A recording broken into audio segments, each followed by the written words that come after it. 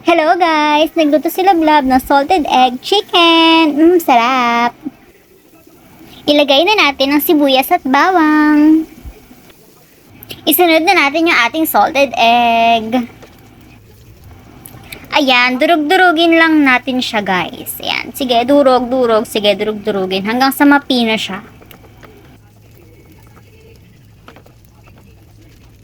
Isama na din natin yung ating all-purpose cream. Nestle yan, baka naman Nestle. Ha ha ha.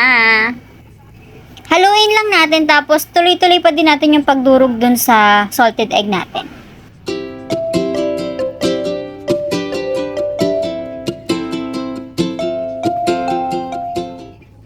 Lagyan natin ng konting asin.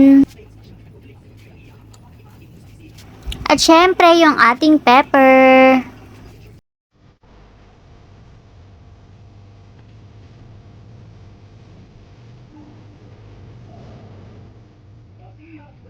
At yan, nilagay na natin yung ating chicken na prinito. Ay, ang sarap po. Oo, di ba? Ang sarap.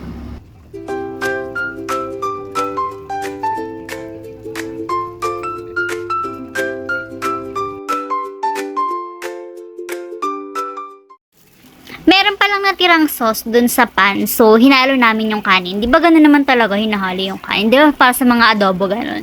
Sobrang sarap niya guys. Sobrang sarap. Yung iba namin ginamit, meron sa yellow basket ko or link na nasa comment section. Bye!